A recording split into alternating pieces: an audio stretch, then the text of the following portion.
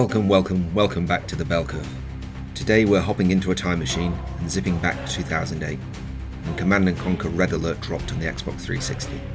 So grab a seat, Commander, and let's discuss this gloriously over-the-top RTS. Red Alert 3 came out when RTS games were still a big deal, and EA Los Angeles, picking up where Westwood left off, decided to crank the crazy up to max. If you've played the earlier Red Alert titles, you know how it goes. A totally bonkers timeline where Einstein's time travel shenanigans spark a world war. This time the Soviets try to fix their losing streak by zapping Einstein out of existence. That proved to be a big mistake. Now you've got a three-way brawl with the Allies and Soviets, and the new player, the Empire of the Rising Sun, complete with psychic schoolgirls and giant mecha.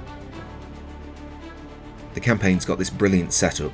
You've got three separate storylines, one for each faction: Allies, Soviets, and the Empire. Each one's got about 9 missions, so you're looking at a solid 20 to 25 hours if you're soaking in all the cutscenes and side objectives. What really sets it apart is the co-op twist. Every mission's built for 2 commanders, either an AI or a mate, which gives it this teamwork feel that felt fresh in 08. Solo, the AI partner's pretty decent, handling base building or attacks whilst you do your thing. It's not perfect, sometimes the AI is a bit too eager to charge in, but it keeps things moving fast. The story is pure B-movie gold. The FMV cutscenes, a Red Alert tradition, are campy as heck. You've got Tim Curry as the Soviet premier hamming it up. Then there's George Takei as the Empire's emperor, delivering every line with this epic gravitas that somehow makes psychic bears and laser katanas feel normal. The Allies have Gemma Atkinson as Lieutenant Eva, keeping things a bit more grounded, but still leaning into that Hollywood cheese.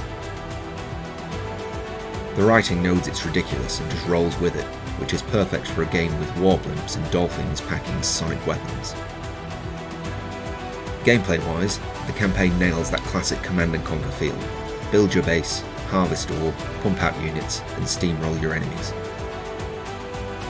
On the Xbox 360, the controls use a radial menu and bumper triggers, and it works alright. Not as slick as a PC, but after a mission or two you're zooming around, queuing up tanks and micromanaging like a pro. The missions keep things varied: escorts, base assaults, timed objectives. Each faction plays differently. Allies are all about speed and tech, Soviets hit hard with stuff like Kirov airships, and the Empire's got cool units like the Tengu that switch between jet and mech modes. Visually, the game still looks pretty sharp for 2008. The art style's vibrant, think cartoonish tanks and neon Japanese mecha, and it pops on the 360. Water effects in naval missions are slick, and the destructible environments make flattening enemy bases feel somehow close to epic. The soundtrack's one of the best in the series, mixing industrial rock with orchestral tracks, and the voice acting, over the top in the best way, adding to the whole campy charm. The game's not perfect, however.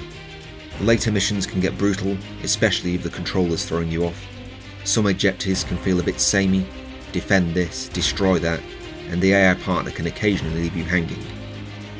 And if you've found a strategy that works, like using a massive squadron of sentry bombers to level your enemies, it can be difficult to try something else. The story's a fun romp, but it doesn't go deep on character development. It's more about setting up the next wild set piece. But let's be honest, when you're commanding a giant robot samurai or a Tesla-powered dreadnought, are you really sweating the plot? What makes the campaign special is how it leans into its absurdity whilst keeping the RTS gameplay tight. Every faction's missions match their style: Allies with sneaky espionage, Soviets with all-out brawls, and the Empire with high-tech weirdness. The co-op focus adds replay value, especially with a friend. Even solo, the unit variety and sheer spectacle, like watching a Kirov bomb a Japanese fortress, keep you glued. Looking back, Red Alert 3's single-player campaign is a real high point for the series. It doesn't reinvent the wheel, but it polishes the formula of the big cheeky grin. For Xbox 360 players in 2008, it was a rare treat, an RTS that felt right at home on a console. So dust off that 360, fire up Red Alert 3, and dive into the campaign. Just don't be shocked if you're humming Soviet anthems or quoting Tim Curry for weeks. This is Red Alert at its most unapologetically nuts, and that's why it's still a riot. That will be all, Commander.